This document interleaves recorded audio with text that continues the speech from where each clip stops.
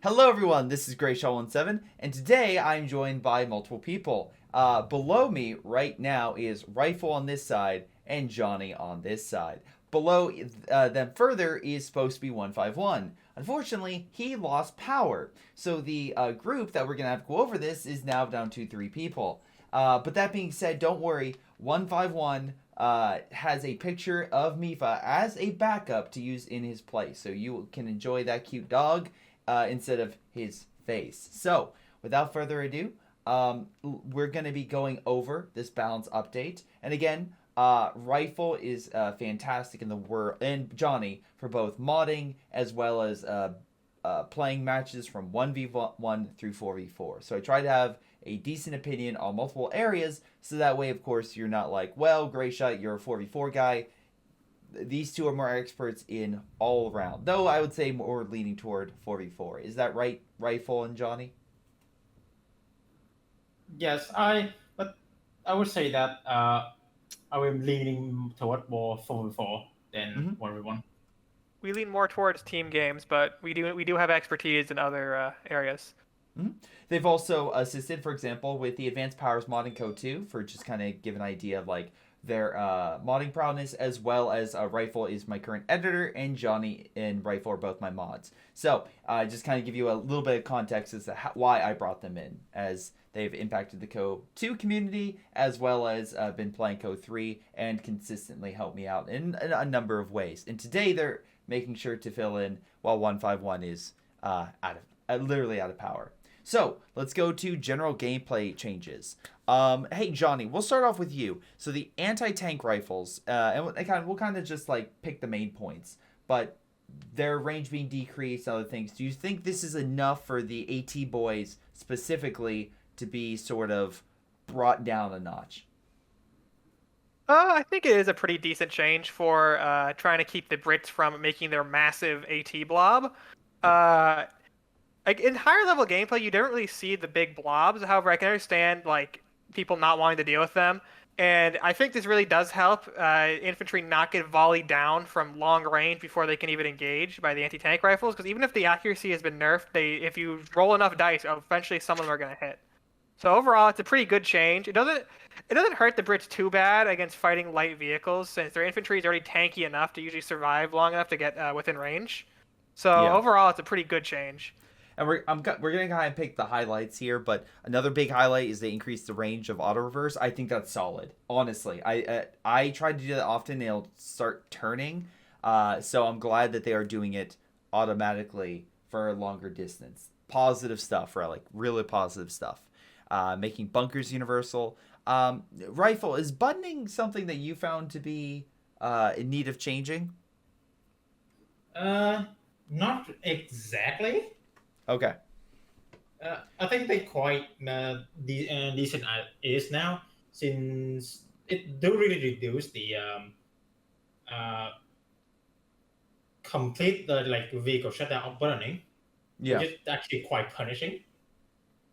And now it just needs like, oh yeah, you need to get out here, and I think that's also a decent change.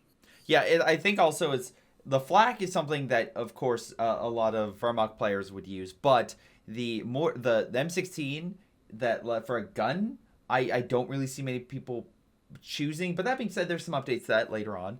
And 1919, yeah, that's a little more popular. So I'm glad they've adjusted that accordingly. Forward reinforcement times, again, they've also made some adjustments across the board. So, hey, positive stuff. Make it a little bit harder for people to keep reinforcing on the front. Mobile AT guns, Johnny, anything to say on that for you? They feel a lot better versus light vehicles. However, the smaller ones, not the large, super heavy anti-tank of the 17-pound and the Flak 36, the smaller ones feel a lot, the smaller ones feel a lot, okay, hold on. The smaller anti-tank guns feel the same versus medium on heavy armor, but they feel a lot better versus light armor, which is a pretty good change to avoid the light armor from just running through your lines and getting behind your anti-tank guns. But it's still a bit of a problem it's still a bit of a problem for dealing with certain medium armor threats. Okay. I mean, it's better than nothing, I would say, especially because I know again, in Co 3, light armor is more prevalent, and especially in 4v4 games or 3v3, you're going to be seeing a lot of it. So having AT guns that are more proficient in protecting your infantry is solid, especially for like certain factions where like the Americans, they really need that AT bonus to keep them in the game against like 8 rads and such. Mobile machine guns, the blobs have been pretty prevalent in a lot of matches, so I'm glad to see that they're being kind of brought up a notch. And I think this is well deserved, and honestly should do a pretty good job from its manpower being decreased to the health increases to, again, we have increased suppression in terms of the area of effect. So I think that's a solid change. Anything you guys would add? Of all the machine guns, the MG42 feels just a bit overtuned with the current suppression buff, considering it received a good suppression buff with the last patch, and it already had the highest suppression. Yeah. For reference, the AoE suppression is about the same as the Company of Heroes 2 Maxim gun at the current moment. So Okay. it will pin in 2 bursts very reliably, and if you are anywhere near it, it will basically ruin your entire push. So in my opinion, the 42 needs a little bit of tuning down, but the other machine guns still feel really good to use. That's great. I will say they still have not added the reposition in buildings, as far as I am aware. And I don't think this is going to change that. But again, I think that repositioning your MG in a building is going to really make sure that blobs are going to have a more difficult time. Because otherwise, you're kind of just like trying to attack units in infantry and stuff. I would rather just reposition an MG to look out a certain area. They did decrease smoke, so that corresponds with the constant smoking that I've seen in multiplayer games. The most prevalent one recently is covering Stug Ds as they fire high explosive rounds. And snipers, let's see, the reducing effectiveness. I get that, but I'm sort of like a mixed bag. For me, snipers, I've started using them more and more because I found that they were very good at slowly wearing down, especially like dock infantry, because they're so, especially Pens Grenadiers, they're very manpower intensive. But that said, I can see where snipers being as effective as they are, they may want to make a tweak here or there. Because again, I especially when versing them, I find that they chip away infantry at a pretty damn good clip, and it can be sometimes hard to pin them down and chase them. But rifle, am I wrong in that assessment? Yes, especially the pre-nerf USF sniper, they are quite oppressive against like certain build. And if you cannot get a jump on them, they gonna just like keep like getting your army just wither it down to nothing. Yeah, So I mean, this is quite a good change. To be fair, I'm using the unit. So a sniper will be like, hey, this is pretty good. To most people will be like, hey, this thing's amazing. So, Speaking of the US, let's get into that faction. So they've changed the truck, so it's increased lethality for the 4x4. It increased repair, and they've increased the capture and decapture rate. But for me, I think it's a good positive. And again, I think deploying this thing to hunt down the Kettenkrad or the Krad motorcycle team is going to be a pretty positive pick. And the self-repair being more effective will at least stop an engineer from being deployed. So I could see this as a bit of a positive, at least for the early game. It's really going to matter more so as they increase lethality by 13%. Is that going to be enough to help pick off infantry when they're jumping cover to cover or trying to rush for a point? Like for the Burskleri, right? Can the truck do enough damage to keep that 5-man squad away? By the way, sorry if you keep hearing pings. FEMA's currently alerting me about a thunderstorm. The same thunderstorm that made 151 lose power. So, yeah, great stuff. But what do you, Johnny, think about the truck? Anything to say? It's very good ship damage, especially for how early it is. Yeah. It's especially since you can move it up, take pot shots at a squad, and pull it back without losing any actual manpower in terms of like model bleed.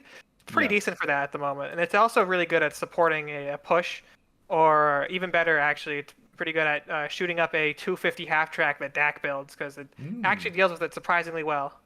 Yeah, because the DAC 250 got decreased in its lethality quite substantially in recent patches. So yeah, I didn't even think about that, but this thing could then go toe to toe with that absolutely push it back. Plus heal very quickly. So yeah, that could definitely be a counter to like the clown car and other dock light vehicle pushes.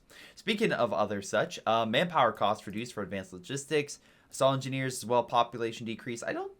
I'm fine with that. I mean, assault engineers I don't think are too oppressive or too powerful, so a slight change or tweak I could see it being okay. I know they get flamethrowers, but still, I find them a lot of Doc and Vermach long range units can usually keep them away.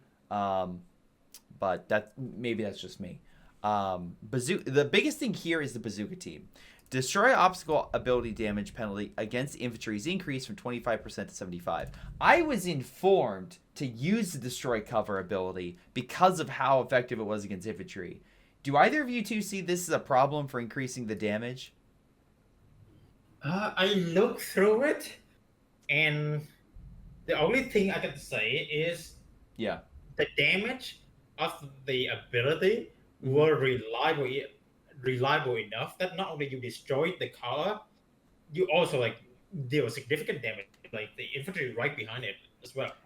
And destroy cover is free. That's the thing. It's just like a free ability, so you just keep firing it. So I could see that being a small issue if especially if you have a lot of them, to where you can just start firing at different areas and just start like murdering infantry with a unit that's not really designed to fight infantry. But that's me. We'll have to see if that's going to be a potential spam or a potentially being used for abuse. But so far, that's more of a what if, more so than a concrete fact.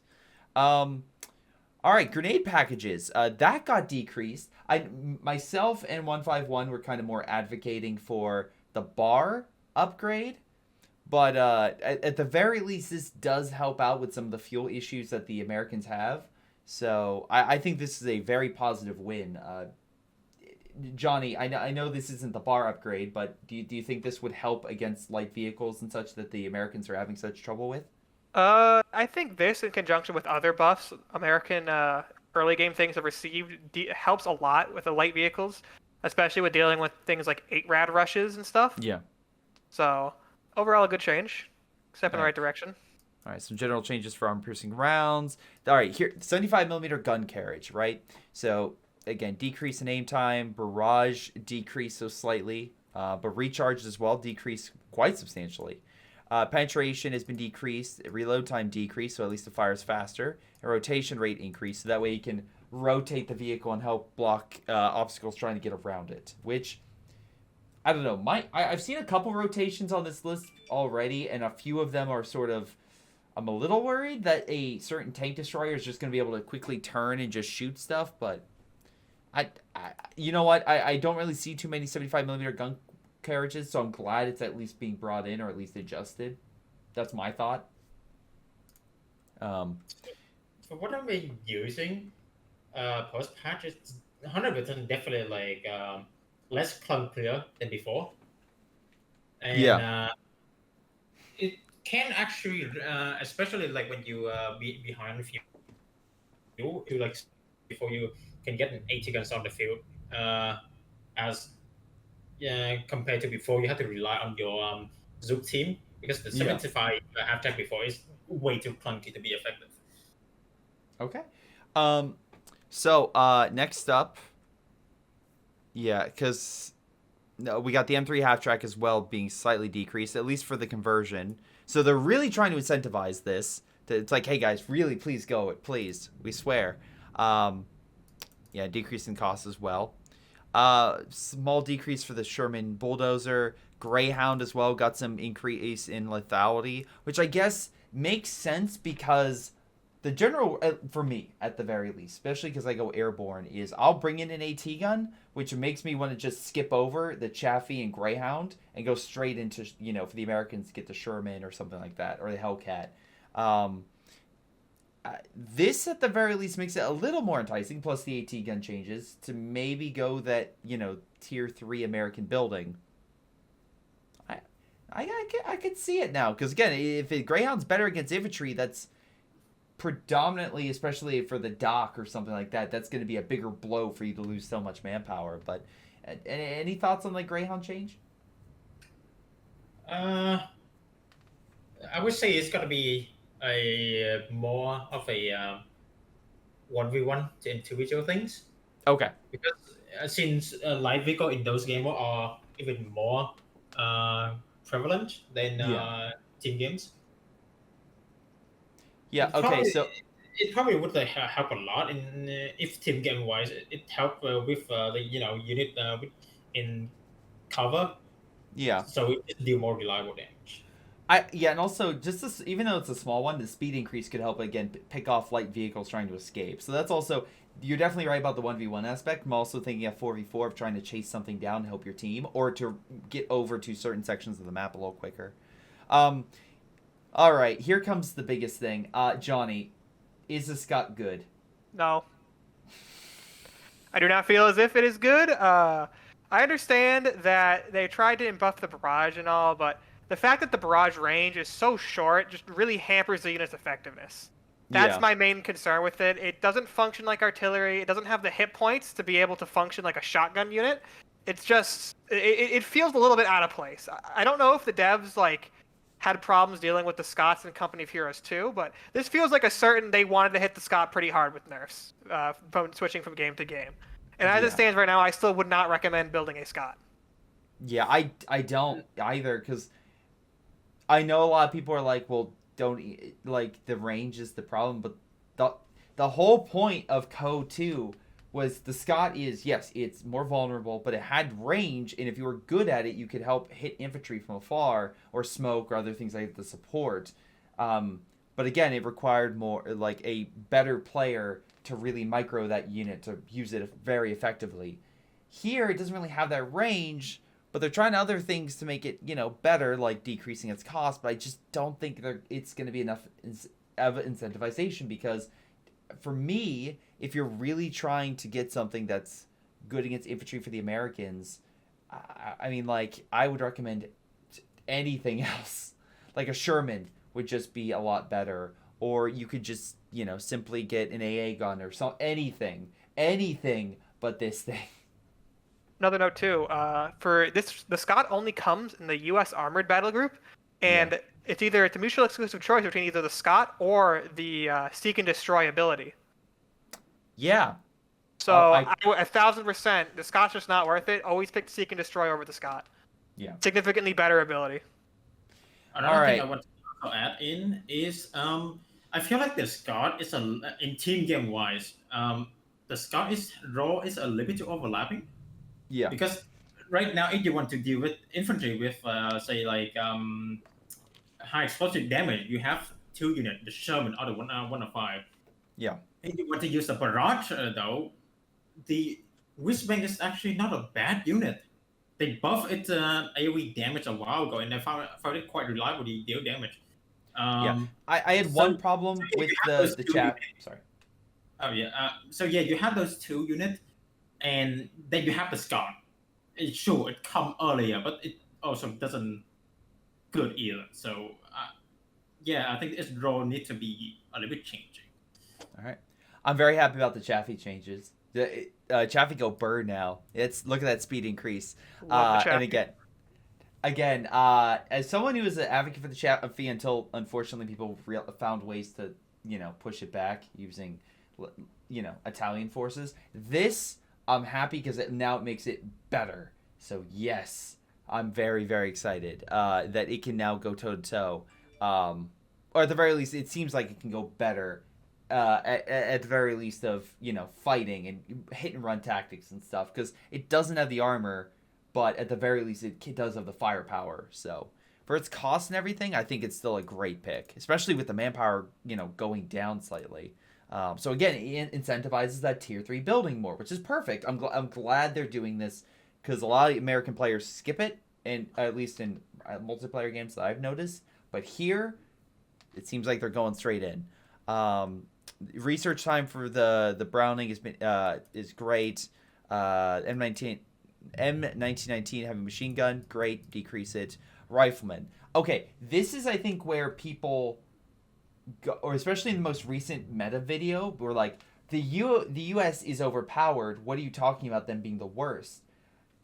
Pour it on them, which I didn't even realize was so again apparently lethal in 1v1 is not really a thing in 4v4 because of the amount of units you're versing. So it's not as likely to be a thing. So I'm glad they've apparently fixed that issue because that's something I wasn't aware of because again, most of the time I use that ability I'm versing 2 or 3 infantry combined with other riflemen, so it's hard to again manage all of them at the same time using it against so much infantry, especially if other players are coming in. The lethality, great. I'm glad they fixed up the bars, but hey, I'm glad they also fixed this. So that seems like a big win for both 1v1 players and 4v4 players. But what am I wrong, Johnny? Am I? Yeah, the ability just to instantly have a squad without support pop a suppression ability, it was devastating in 1v1s and 2v2s. Yeah. Just in the sense that you had to try to pick an engagement with the rifleman to try to get them to pop their ability early, but if you messed it up, you get suppressed. But in 3-3 and 4v4, it might be a problem if you had a blob of the rifleman rolling around, but it was never really a thing. But the great thing is to compensate the Browning automatic rifle damage has been increased, which is really nice, just helping riflemen be able to actually deal damage against squads at longer range without having to rely upon their panic button of pour it on them. And as well, combine that with the tier 3 building being better, you're gonna again it makes it easier to get that AT gun and not worry about, oh shoot, I need to get a Sherman or I need to get a Hellcat. The Chaffee is now great. The Greyhound, it got some small tweaks. AT guns have been well rounded, so really this helps really fix the American forces, at least on paper. We'll see in practice, but I'm excited. I'm very excited because now you can actually go to the bar upgrade and not have to worry about, well, there goes my armor chance. You got some survival training differences. The change in the Sherman as well. So, okay, cool. They made some small tweaks to make it a little bit more, different. The big thing out of all this is the whiz bang. They've reduced the cost of it, which I think is a big plus, and the population cost has been decreased slightly. Plus, I believe in the, let's see, I think it's the battle group. Yeah, okay, yeah, Special Operations Battle Group. It's been dropped from 6 to 5. Personally, I would pick 4, because I believe the Italian battle group is 4 for their artillery, and I think the whiz bang kind of fits that role and should be 4, because I think 5's still a little much. But at least it comes out a little sooner, because for me, it's hard to get the whiz bang out as quickly as I want it to. But what do you think? Am I wrong? Is whiz bang now just going to be something quickly deployed? From my experience, it still took like a decent amount of time to actually get the whiz bang on the field. So you're not going to get that very easily. Yeah. Since you already spend like either 2 or 3 CPs for the mock target or P47 gun run, so that isn't delay you even more. Yeah. So some small changes to the battle groups. Rapid production is now 0, but rapid production essentially, hey, your vehicles come out sooner. It's like, okay, 0, but the next one, Seek and Destroy, which again, like Johnny said, is next to the Scott. They're like, hey guys, really pick the Scott, please. And I guarantee people are like, well, thank you for saving us a command point. We're just gonna put it into Seek and Destroy when we can. Because again, I don't see much value in the Scott, as Johnny and Rifle have both stated. But hey, maybe I'm wrong, and maybe we'll do more playtesting and we'll see. The Scott is actually amazing, and it's something we should absolutely pick part of the armored battle group. Field repair has been reworked to be easier to use and have greater impact. I know the Doc had an issue where their repairs were bugging and they were heal on the move, but they fixed that. Here, they're just allowing it to heal on the move. Also decreasing munition costs and among other things.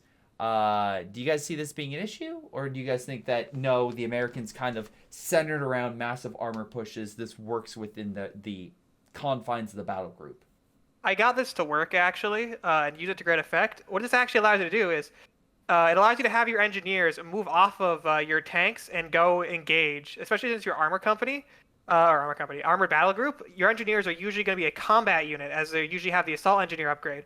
So this frees them up to deal This frees them up to deal with units on the Yeah. front line, as opposed to having them in the back line having to deal with your tanks. And it's a really nice support ability for that. It's also really fast at healing too, which if you're taking like damage and engagement, you need to quickly get your tanks back on the line, pull them off, pop the ability, and your tanks will be back in combat in about 20, maybe 30 seconds at most. All while your engineers are able to participate in frontline combat. Yeah. So that's the fundamentally a big change. I agree. So we'll see if it's something that they need to tweak, but overall I think it's fine, at least in the 4v4 aspect, because again, the idea of the Americans is to have big armor groups in 4v4 kind of clashing, and you want to make sure they can quickly heal all that armor as fast as possible. Speaking of armor, the Sherman combat group has been changed to be less costly by a decent amount, plus should come out a little sooner. But they've also changed it to have a level 1 assault engineer, which I'm very thankful for, because I always found it weird that it comes with a standard rifleman. I'm like, why do I need this rifleman? Now I have this random unit. I should probably go sacrifice it, because I just didn't care for it. But now, at the very least, you get an assault engineer, which makes sense in the confines of, hey, you can have this on the front, or you can have them heal. It helps the unit out. So that's a win. All right, Vermach time. All right, again, they're doing a boost for the early game, which seems to be the biggest issue for the Germans, but middle and late game, not so much. We're also addressing the dominance of... Hey, Johnny, they're saying they need to change the Jaeger infantry. Is that... No, they don't need to change anything like that, right? Jaeger infantry of all the squads? Yeah, you know. The discount Company of Heroes 2 release Volksgrenadiers with their fun Panzerschreck and anti-infantry performance at the same time. Yeah. So, good stuff there. But, oh boy, I might lose power soon. I can hear the thunder. Jesus. All right, so first up, the 251 medium carrier. I guess they're really trying to be like, hey guys, these light half tracks that with additional upgrades, please use them, please. Which is fine. The armored car as well got decreased quite considerably. It needed it. I didn't really use it, nor did I see anyone use it all that effectively. But am I wrong? Was the 251 an armored car already, or 221 already overpowered, Johnny, and now they made it even more overpowered? I'm going to be frank with you. Before this update, I'd never seen one built in a 4v4 game. So, more of a thing for lower player count games, but for team games, it was just I had honest to God never seen one built. Yeah. In team game, I'm seeing it built once. It took like 5% of my rifleman damage and proceed to get the double AT gun down. So yeah, that is the only single one I've seen. Yeah, I've had it pop up like once or twice. I'm like, oh, this thing's not a threat, and yeah, I threw AT grenades and killed it. So, all right, I'm glad they've made it better, and cheaper. Anyway, Fallschirmjägers as well have been changed slightly, as well as the Propulsion Pioneers cost have been increased slightly. Makes sense for the people that are trying to rush that. I will say they didn't change the grenade launcher aspect, but to be fair, I haven't seen as many people blob that grenade launcher thing, though. That's still something that could rear its head if, specifically MG spam and everything else become a little bit more consistent, because then people might try to pick strategies that help reduce MGs or, wear them down quickly, and that grenade launcher is still something that's very powerful at very long range. But we shall see. All right, Grenadiers. I think this is also a good change. The assault package, again, increased so that way it's a little longer before you see that thing come out. And look, the assault package sprint ability munition costs removed. Oh man, they're just making it so that way they're constantly running around. Amazing. Oh, okay, but they did increase the speed. But overall, I think that's generally fine, because again, Grenadiers, while they are the most plentiful, they're kind of like conscripts in this game. They are one of the weakest frontline infantry. They are the weakest compared to all the others. So I think this is generally fine. But rifle, am I wrong? Or Grenadiers? Grenadiers? Yeah, the performance of the Grenadiers. They did some slight changes, like to the med kits, to veterancy requirements, the assault package, though a slight increase. I think that's the one aspect where I think it was breakthrough. People would go that and just try to push back the enemy. And honestly, for the upgrade costs, they're pretty solid, so I can't even deny how good they are. Yeah, if you went for the assault package, they are very worth it. Yep. And especially like now you get like an extra decrease in manpower cost.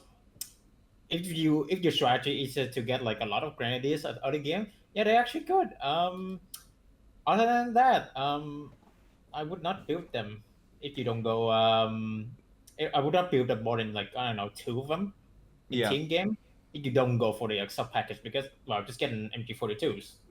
Well, here's a question: would you build Jaeger light infantry? Because they've been adjusted now with their Panzerschreck change, thank God, and also their just general infantry changes. Not necessarily for like firepower; it's more just like the specials and additional bonuses they got changed around a little bit. So, The thing, I mean, Jaeger's still like just a too good of a unit as what they're trying to do. yeah. It's just right now they're trying to reduce like the base utility firepower and whatnot. Honestly, Yeah. the Panzerschreck change. Uh, Against honestly, infantry, I see don't. that. There's no Yeah, but reason like, why a I Panzerschreck mean, should be. yeah, and maybe if Yeah. you try to shoot a tank at like max range, sure, but like the Shrek problem still stay the same. They deal 160 damage while take only one slot, so you still can engage tanks and still kill infantry.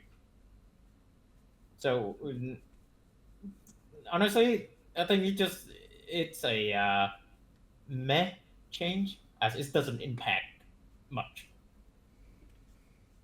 That's fair. Again, I hope it doesn't make the unit as strong as it is. I do find it funny that the Mother of Martyrs, that's why I call this martyr, got the same long range accuracy increase that the Chaffee did. So I'm wondering if they're like, guys, we upgraded the allied ones, we forgot to do the Axis ones, so our bad. Small speed increase for the Panzer IV. Again, Peds Grenadiers squad overall manpower has been decreased. I already thought they were pretty solid infantry, but hey, okay, well, a little cheaper to get. And then, okay, the Stug G, Johnny.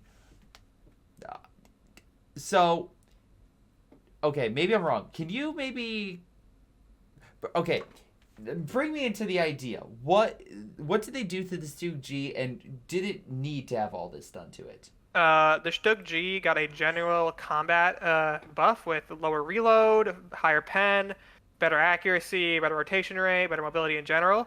The main thing was that the Stug Gs, i.e. the ones with the long barrel gun, they didn't perform particularly well at any role. They were just kind of there. As they stand right now, they're pretty decent at what they do. They can engage infantry okay, but their performance against tanks, including their relatively speaking high armor value and health, they're pretty good at what they do, all things considered. No, for the Stug Gs, there's something I'm looking at like, wait, they make them more attractive? They're already pretty attractive, but hey, that's just my thought. I also have something to add. By the way, before this patch, the Stug G, even at close range, still have a relatively decent chance to bounce up a Sherman. Yeah. So yeah, that's how bad it is. Yeah.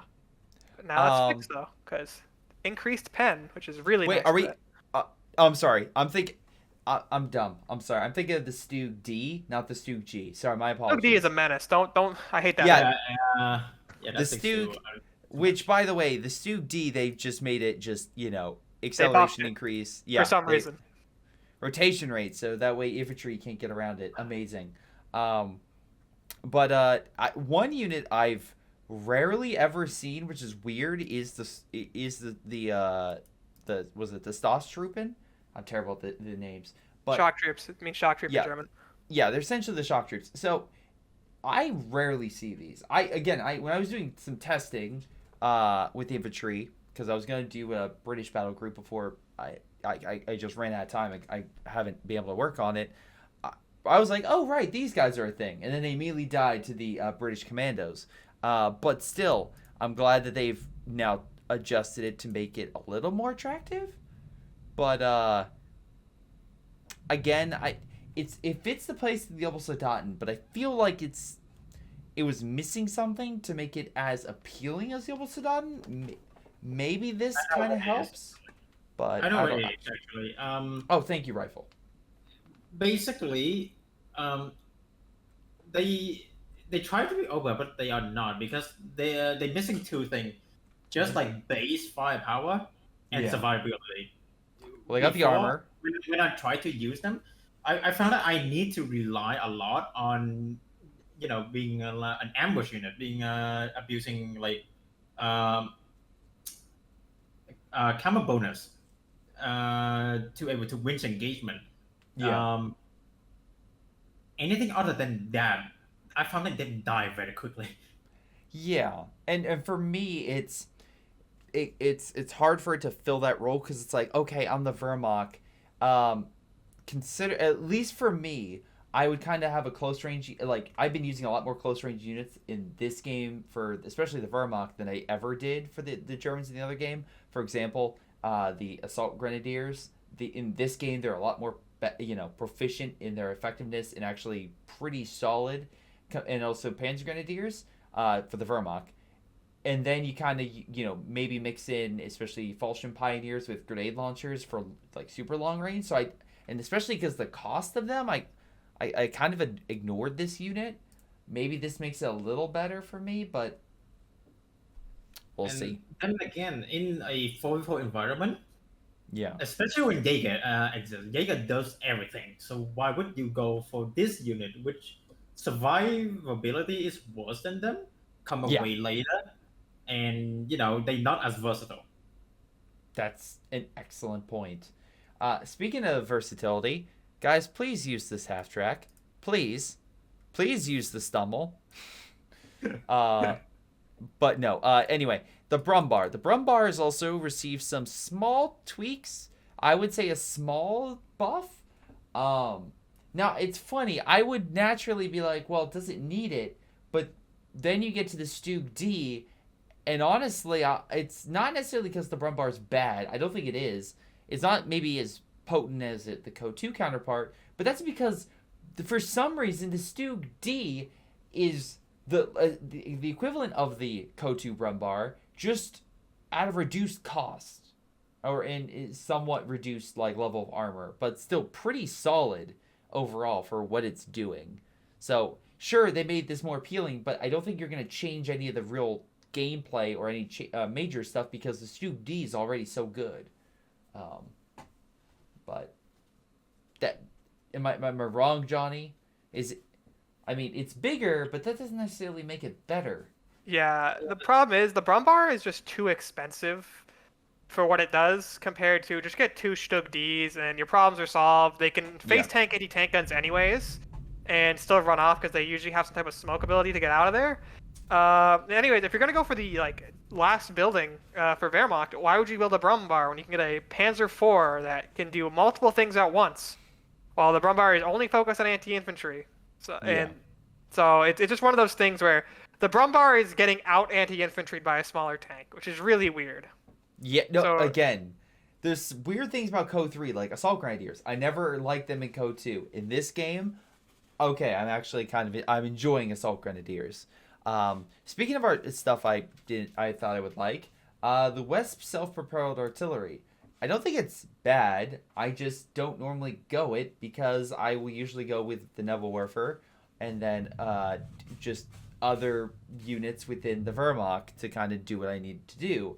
I don't really get this thing because I don't know. I just never felt it to be as prevalent. But hey, they made it a little more appealing by its barrage, change. So that's good, right? That makes it a little better. I still don't think it's really worth to go for it because you still have your stock Nebelwerfer damage per second damage or Yeah. I know a lot of people are like, but the Nebelwerfer sucks. It's like, no, I mean, if you use it right, it's kind of like a mattress in Code 2, it might be a little bit weak to, or not as defensible as some other artillery units, but it's still very solid in its damage, and the fire is great, especially if you get a bunch of retreating units. All right, speaking of which, we have the Breakthrough Battle Group. That's got a small, Panzer IV command tank change, 4 to 2. Some small changes or increases depending on the unit, which again I think that makes sense, especially the Fallstream Pioneer Paradrop. I'm glad they've increased it and made the recharge time longer, because in the early game, especially for competitive games, you'd see a lot of people drop these things in one consistent area to try to rush the enemy. So I'm glad they fixed that. Mechanized Battle Group, we have the 8-rad reduced, which makes sense. The Vermuk one's slightly worse than the Dock one. Again, some additional changes as well across the board. So overall, nothing too bad. I don't think anything here is too substantial, but still nice small little tweaks. All right, now we're moving on to the British, and as we do, we actually got a special guest. No 151 is still without power, but we do have Infinite, who is below. You can see him, over here. It kind of messed up my Discord setup, but that's fine. We're kind of going over the British forces in terms of the updated patch. Again, the first one is changing kind of like the artillery to be more, reliant on everything or the same, which again makes sense. But the Centaur, in my opinion, was kind of something to where, in theory, I wanted to like it, but I never found it all that effective. And I felt that other British units, from the Stuart to the Crusader, I'm less mistaken that one, to the Grant, were all extremely potent, not only against armor, but infantry as well, depending on the tier of that unit. So the Centaur, I'm like, well, it's already good against armor and infantry, especially the Grant. Why do I need this thing? Do you think this is enough to maybe make it a little more popular? I feel like the big changes to this vehicle would be the fact that they increased the AoE size. Yeah, definitely. I feel like, depending on how much that affects the damage of, like, say it doesn't directly hit a squad, if it's like a near miss, or if it's like maybe there's a clump of them and it's like hits the outer edges, how much damage that'll do. But then the rest of it is kind of nice quality of life stuff, like the reload speed, that always helps. It being cheaper, quite nice. Horizontal traverse speed, helping it make it more responsive. But I feel like these, depending on how effective the buff to the AoE is, this could make a pretty solid, like, I guess like imagine like a fast Brumbar, something that just runs around the map and can fire a couple shots off and then leave. That's actually very fair. Again, I think this is all we should probably say. We a few games tested, but I think it's going to take a little while for the community to actually play with all these changes and see how it truly affects gameplay in a meaningful way. But I think the AA truck is going to affect it very positively, because the Allies needed a solid AA weapon, and this seems to be very much focused against shooting down aircraft, which is great. I do think this makes the British faction definitely more appealing to the Americans now, but I do like the fact that they've made it a bit better at shooting down aircraft to kind of go on, on par with, let's say, the Verbal Wind. Or, I mean, the 20 millimeter like flak is okay, but the Verbal Wind is like the big thing that shoots down planes pretty quickly. So I'm glad they changed that. I like commandos. Oh, sorry, go ahead. One thing I'd like to note about the truck is I actually enjoy these changes a lot, because a big problem Brits had before was there was no reason to ever build any of the British AA, really, because the quad mount for the United States was the best anti-air by far. It instantly shot down almost any plane on the first pass. Like, you would even have like the paratrooper ones just come above and it would just get shot down before they even dropped the guys. But the Brits didn't really have anything like that, so them having an actual good AA, hopefully, because I don't know obviously how this will affect on practice. But if this makes it a good AA, I'm quite happy with that kind of change. Yeah, and to again just kind of bring my point, this is bringing again the British up to, already the British have a lot of very good positives. The Americans have very few in terms of the overall thing, at least for me. And like comparing the two factions, like why would you pick the Americans over the British? This just fills in one of the gaps the Americans had slightly leading. So Um, but again, we'll have to see how things go. I will say I like the commando upgrades. I like the fact they're reduced in cost because I already like the base commandos more than the LMGs. I still don't think this changes the base issue with the LMGs because while they have a lot of DPS, I don't find them all that interesting because they don't have any grenades or specials or anything. They're just general infantry. They have a lot of good damage, but they're general infantry.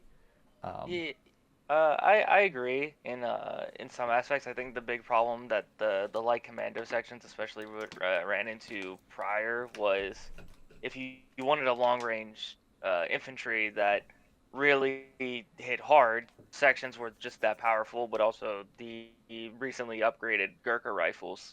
Yes. They are they are definitely cheaper, way cheaper now than those.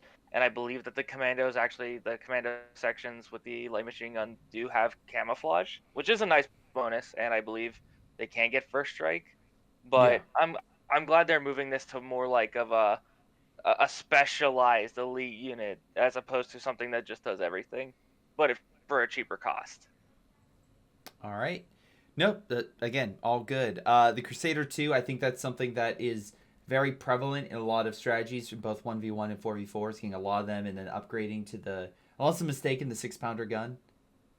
Like, that's... so. Yeah, the Crusaders, while quite squishy and pathing can be a bit of an issue, they fire really fast, they shred through infantry, and for 60 fuel, you're getting something that was practically better than the Panzer III in almost every way, at least in my opinion. Yeah. And especially once you want to convert that to being an anti-tank, you have the 6-pounder option. It really did just make this vehicle something that you could just build just to have, and you couldn't go wrong. I saw this as a good counter to well, not necessarily a counter, but at least something to match the Doc's Italian light tank focus. So that's when I first started seeing it, and then since the Doc kind of got pushed aside with that strategy, I've seen it more and more pop up as a very effective. So I think slight increase is a positive change. That's fine. The Dingo has also gotten some small changes.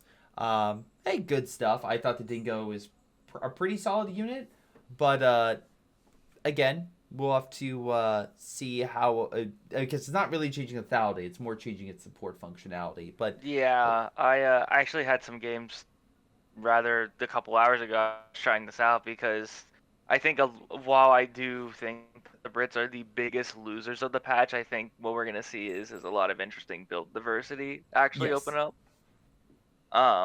I tried out the Dingo, and I was wondering why they nerfed the range of the flares. Yeah. And I figured out that for whatever reason, the Dingo has 2 separate veterancies that increase its sight range, and it can see ludicrously far. Yes. Like I think at Vet 3 it can see beyond 60 range. Yep. So that makes sense. Making the medical supplies better definitely helps. Making it so you can actually heal a squad to full health probably. No, some solid stuff there. Lowering the recharge time by a whole minute is definitely nice. And again, I think the changes they've made to I'll kind of combine the FG section for the veterancy stuff and also the training center. Just makes things a lot more streamlined in terms of how everything is supposed to go. Because I was always like, how does that work? How much of a bonus do I get? Does it like?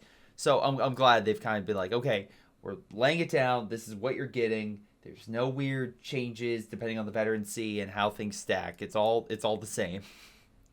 Yeah, the amount of front-loaded power that came from the training center, Yeah. which I didn't even realize because I thought that it didn't affect it unless they were veterans prior, but that's how it works now.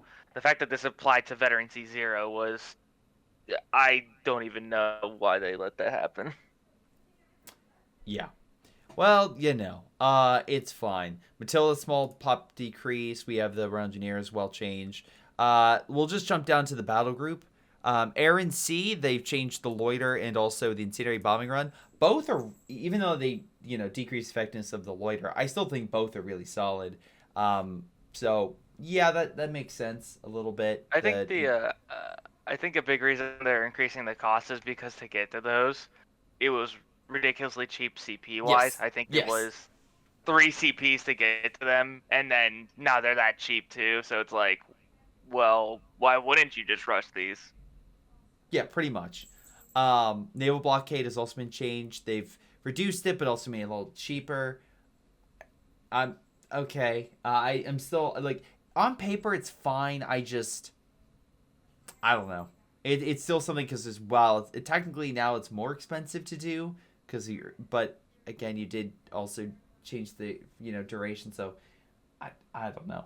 I It's used it like once or twice, but I get why it can be effective if you quickly take the map and use it, but um I feel like this is definitely an ability that maybe was effective in ones. I wouldn't yeah. know, but I feel like that's something like you grab their cutoff point. Now they can't get it back for a full minute. That's Am I crazy but to be like, why'd you change the Black Prince for command points? um Because yeah, yeah, the heavy I was tanks are wondering something why that they generally it's hard to get out sooner. I'm sorry, go ahead. I'm sorry. I was wondering why they made this change, especially to the fact that that line of the Royal Armor battle group is quite expensive. It's 1-4 and then 4-7 now, Yeah. and I guess it's to match to the fact that a lot more people have been using it recently because of the one of the patches where they made it a lot better. Yeah. Yeah. It is quite a solid vehicle, Yeah. especially in its current state with how effective it is at tank killing. If you ground fire, it slaughters infantry. So it's understandable, but I kind of wish they would bring down the cost on the or maybe like streamline the cost a bit because it feels very loaded on that side of the battle group. Hmm. No, that's fair. I agree. All right, so Indian artillery, they've repositioned some of the battle groups in terms of some of the abilities.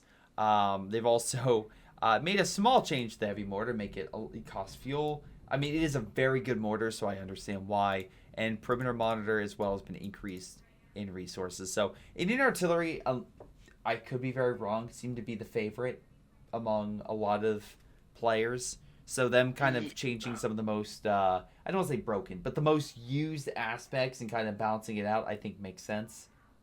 I would agree. I think the biggest change here is mainly the first one. It's kind of Yeah. similar to a Wehrmacht change that I'm sure you've already discussed with the Luftwaffe side of things. Yes. Yeah.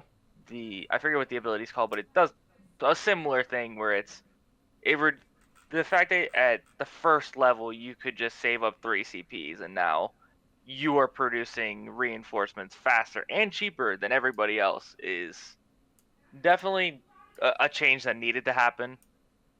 Uh, I that as well as the mortar costing fuel not only because it is a mortar that is extremely good, but it also comes with the truck, which you can make a medical or AA, so a truck not costing fuel.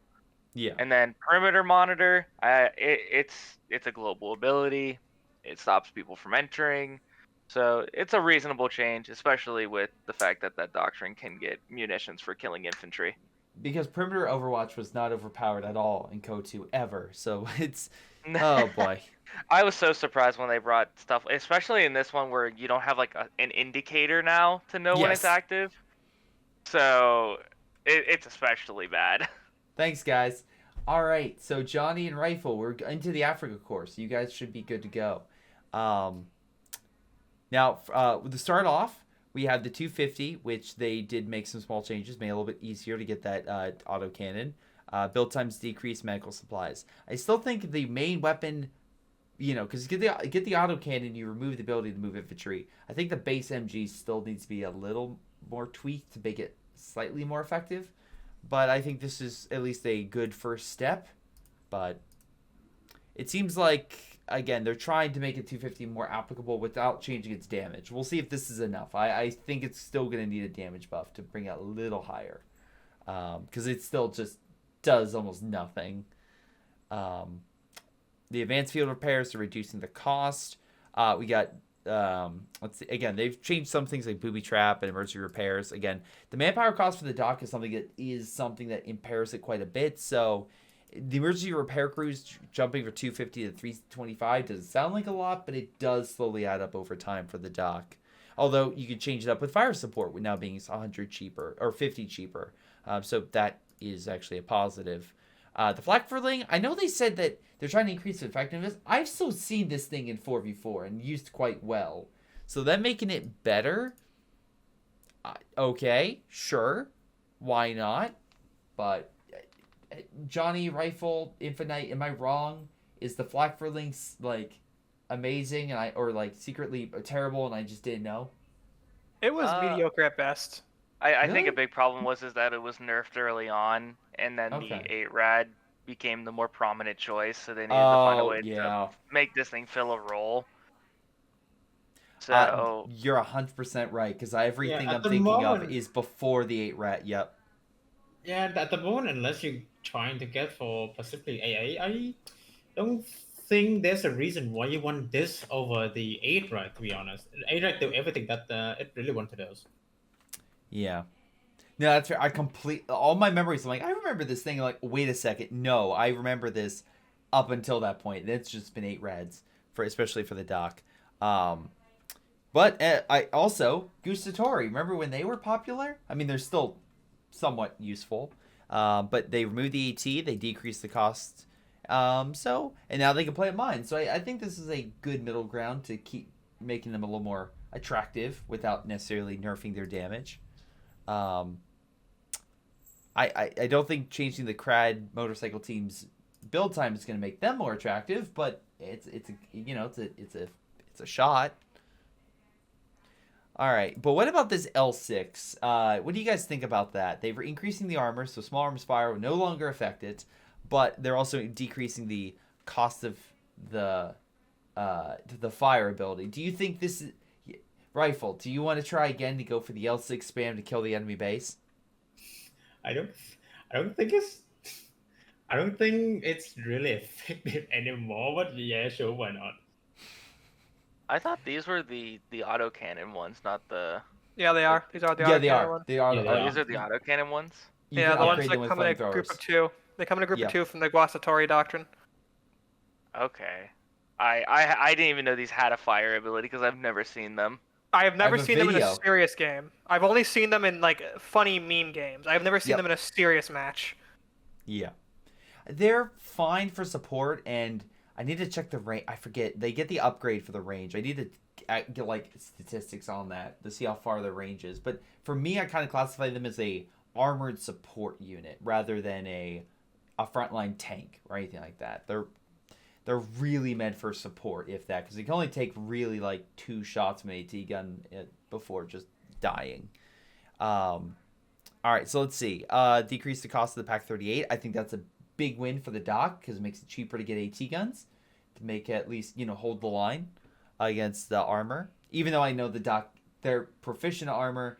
If you're going with 8 rads and stuff like that, I know you can always get the martyr. But it's always nice, especially if you do stay with more of the infantry side and stuff, that you can get that AT gun. So, that's just me. No, yeah, let's talk about the Stug D. Johnny, you brought this up earlier, so I'll shoot this question to you. Yeah, they're increasing rotation rate, acceleration, all this stuff.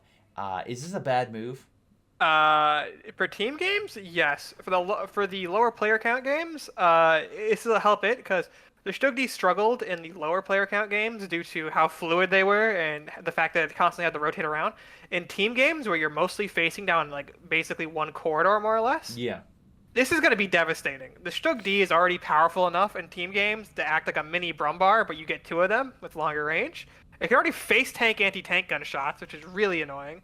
They usually come with smoke and will fire through it. It's just, I don't think this is a good change for 4v4s. I'm going to be honest with you. This does not bode well for 4v4 games if people start spamming these. No.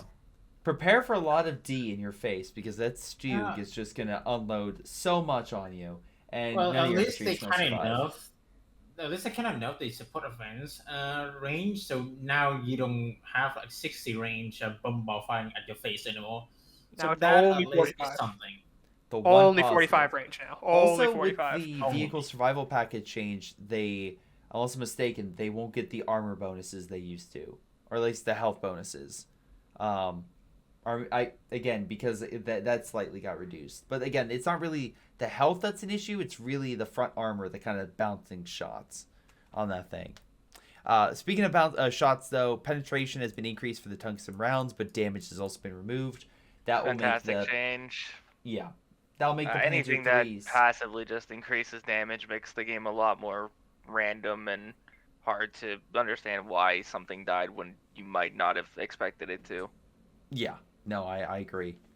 All right, but beyond that stuff, we have the Africa Battle Group, which they're making a couple changes. They're making Force Recon and Secure Location a little more attractive because if you're going with this,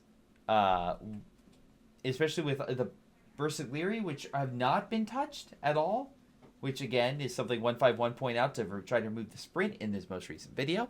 That's a little weird, but I guess it's like, hey, if you're not going to upgrade them, you can at least get these passive buffs. Sure. And then the armored support has just been all sorts of changed. The loiter got changed. They tried to make fire drills a little more attractive, Panzerstorm a little more attractive. The flame tank is a little less attractive. Just here and there, changing things around. I need to really do some play testing before I give a final opinion on that, but I don't think it's too substantial, especially for the loiter being increased up to 5. But I think for the armored support ones, it's a lot of making I think it's the right side of the tree that has the flame panzer and also like the veteran gunners. I think the big thing was that to even start that tree, it was 2 CPs, and the abilities you got, while decent enough, weren't really warranted to be like a 2 cost. So they just shifted the cost from those to the flame panzer, which is just next in the tree anyway. Yeah. Beyond that, they did some bunch of changes for bug fixes, stuff like that, which is, hey, solid stuff. But what do you guys think of the patch overall? I think, except for the Stu D, there's not much I can be like, well, this is a terrible idea. I think overall, most of it makes sense. Again, I think it's going to be us playtesting over the next week to really see how this change actually affects the overall community, especially for the 3v3, 4v4 crowd. And I will say there have already been some people being like, we shouldn't balance for 3v3 and 4v4. Yes, you should. You can balance for 3v3 and 4v4 and not change anything majorly for the 1v1 and 2v2 crowd. You can do that. That was done in Code 2. You can do it in Code 3. But yeah, I mean, there's plenty of stuff in Code 2 that popped up for 4v4 and 3v3 that wasn't as prevalent in 2v2 and 1v1 that they made alterations for, and vice versa. But overall, I think all these changes have been generally good. Again, they're trying to make more appealing units that are less attractive previously, and the more common units are trying to change up to make things, not as spammy, not as standard. I don't think the Scott and the Brumbar necessarily, well, definitely the Scott are going to be really brought out as much. But again, I think overall changing the Grenadiers or the 250, the Whiz Bang, I think that's some really positive stuff. Do you guys have anything you guys want to say about this? I'm a bit concerned over the lack of any changes to, say, the Martyr or the 8-Rad. Yeah. They were common problem vehicles, with the Martyr being incredibly cheap for what it did, only being 25 fuel, and the 8-Rad just being a menace. I see the AT gun changes and the subtle and the additional changes like bazooka team and stuff like that, making them a little more appealing. That makes them maybe slightly better to try to deal with that, but that's just me. I could be very wrong. We'll have to see how when we actually play the game, in terms of the multiplayer. But I get what they're trying to do, especially with like the half-track AT and such, and the Chaffee and other things. Try to make them more appealing to fight that stuff. But again, I think the base thing for the Americans, the consistent thing, is will the fuel that you have to pump into the bars, even though you made the bars better, thank you, or maybe not, we'll see, is that going to be did they do enough for the Americans in terms of AT to make it so that way the thing that's costing the Americans the AT that much more difficult, right? To actually get or to keep the bars away, and deal with the fact that your infantry, while having more health, is going to have a lot more issues versus light armor and other infantry. But we'll have to see. We'll have to play it, which means more Code 3 in the future. Which, by the way... Yeah, go ahead. I think the only thing that really concerns me is the fact that we're pumping more into machine guns, but I think they should be kept an eye on because the AoE suppression is quite large on them now, and it doesn't really fix the core issue of there's a lot more access to smoke in this game. Yeah. And they're not really stripping that away, especially from squads that are commonly used, like Jaeger. Well, didn't they change smoke? Yeah, smoke duration decreased from 30 to 20 seconds. But when you have so many of them, right, it's like, sure, the overall time is less, but when you have like 6 squads that can throw smoke, then fair. It doesn't really matter. No, very fair. Direct fire is something that I've noticed has become more prevalent.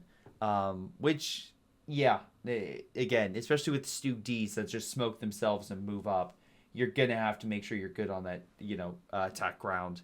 So we can only see. Hopefully, and again, they can always make changes, but I do think this one makes a lot more sense than I think was it the 1.2, the one where they're like, hey guys, the Karos aren't being used all that much, and the community's like, what are you talking about? They're the most prevalent thing. They haven't done anything like that, at least in my eyes. One of the things I was concerned from this patch is probably the lack of like American like long range indirect fire. To be honest.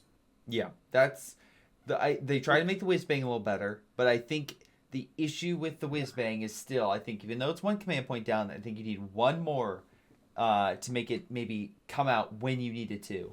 But we'll have to see. For the whiz bang, I understand what they're trying to make what the unit is like. Yeah, it's primarily a shotgun unit, but I think they are a little bit too scared to unleash the shotgun potential of it, because right now the damage is fine. It's just that it needs a rate of fire buff to be actually reliable as a shotgun unit. And other than that, they don't have really a option to deal with. Say like the other side have like 2 or 3 humble or something. That's fair.